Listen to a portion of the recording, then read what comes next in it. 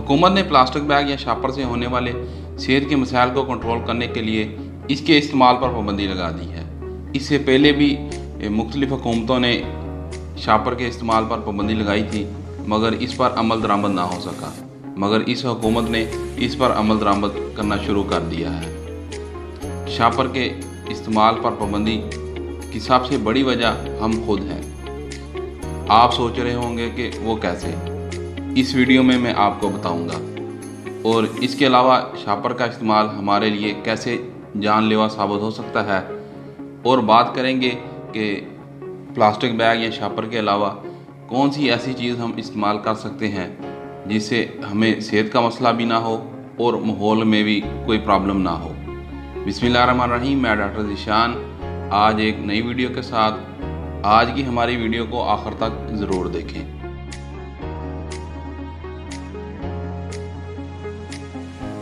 इंसानों ने अपनी सहूलियात और ज़िंदगी को आसान बनाने के लिए बेशुमार ईजादात की। इन ईजादात के बहुत ज़्यादा फ़वाइद भी हैं, मगर जब इंसानों ने इन चीज़ों का बहुत ज़्यादा और गलत इस्तेमाल करना शुरू कर दिया तो इंसान को बहुत बड़े नुकसान का सामना करना पड़ा। इन ईजादात में एक ईजाद प्लास्टिक की है, जिसको हम रोज़मर्रा ज़िंदगी में बहुत ज़्यादा इस्तेमाल करते हैं। प्लास्टिक से तैयार होने वाला प्लास्टिक बैग, जिसको हम आम ज़बान में शापर भी कहते हैं, इसको हम रोज़मर्रा ज़िंदगी में बहुत ज़्यादा इस्तेमाल करते हैं।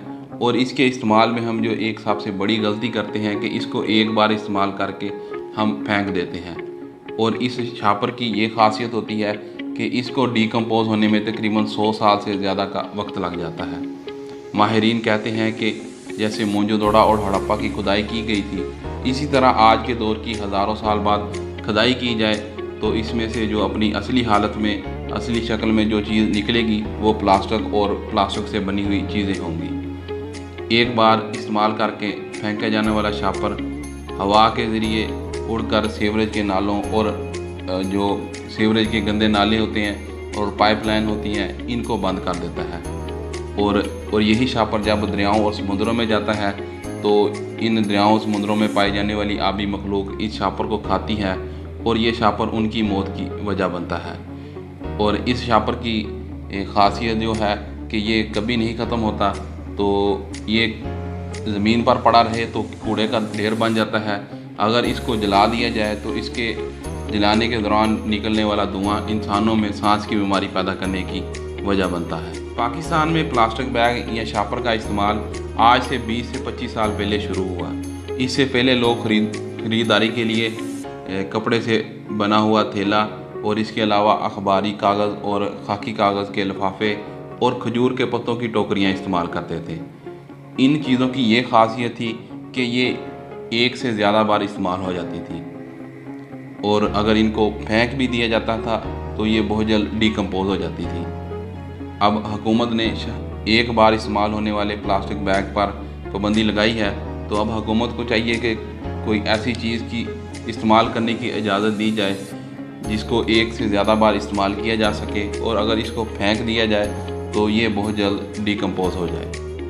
आज की वीडियो का आखिरी और सबसे अहम पार्ट, इस पार्ट को आपने आखिर तक ज़रूर देखना है।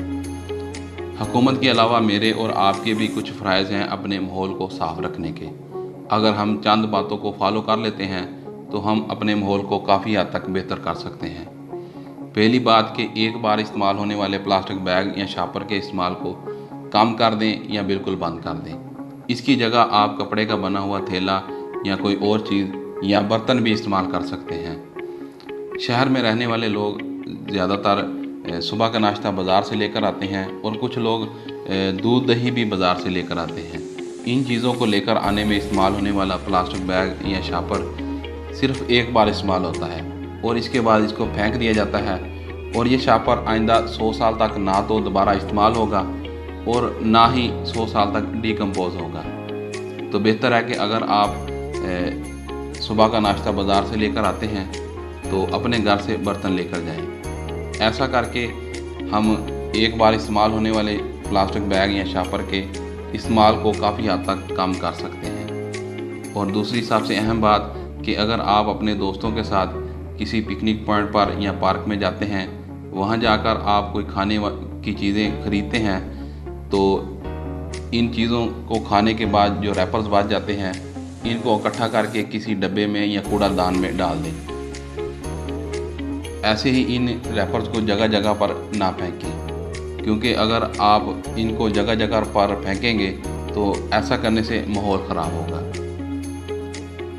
अगर हम इन चंद बातों को फॉलो कर लेते हैं तो हम अपने माहौल को भी साफ़ रख सकते हैं, खुद को और दूसरों को मुख्तलिफ़ बीमारियों से बचा सकते हैं। उम्मीद है कि हमारी ये वीडियो आपको अच्छी लगी होगी।